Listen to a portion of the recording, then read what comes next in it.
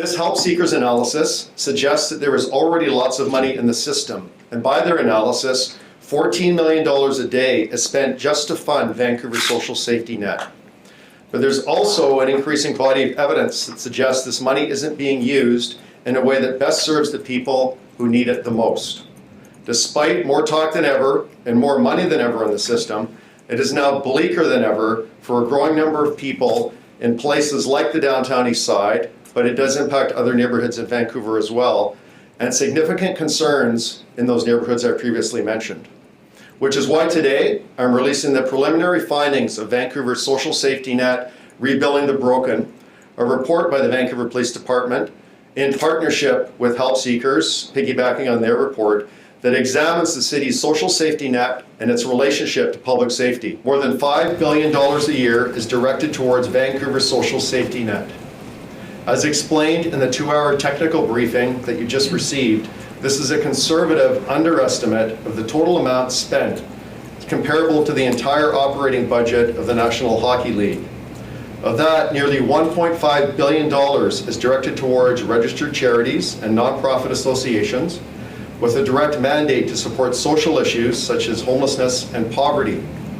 And despite $1 million plus a day going to community and social issues in the downtown east side, there remains a gap with assistance for addiction recovery programs, offender rehabilitation services, and proactive programs to help victims of crime. We have seen some improvements and positive steps in the right direction.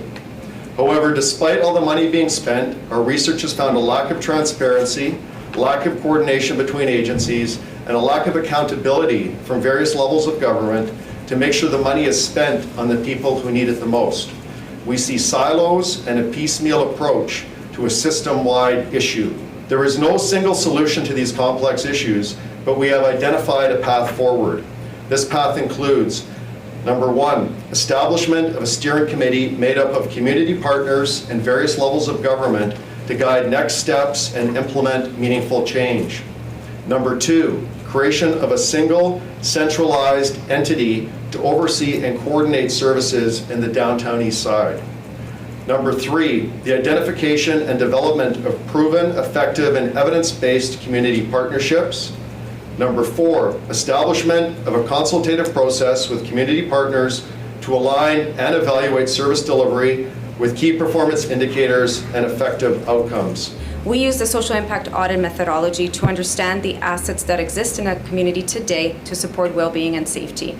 The idea being, if we can understand what we have and compare it to what we need, we can better coordinate together to deliver the right mix of supports more quickly and effectively. The purpose of this initial step is to look at the system as a whole and use publicly available data to do so. What's presented in our report doesn't comment on any one entity, its efficacy or its capacity, nor does it comment on the experiences of people that come into contact with the social safety net or the expertise from those delivering frontline supports. We agree those are essential inputs.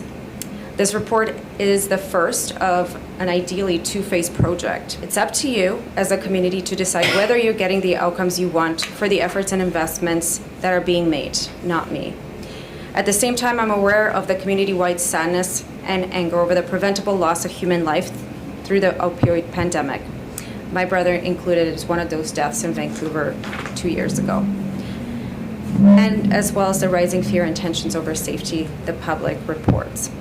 If you find you're getting the right value for this investment, then you can figure out how to move forward together to right size what you have now with what is needed moving forward, and what data coordination and partnerships you need to do so. The analysis we provide here and the work that comes before us is just the beginning. It's just a first step.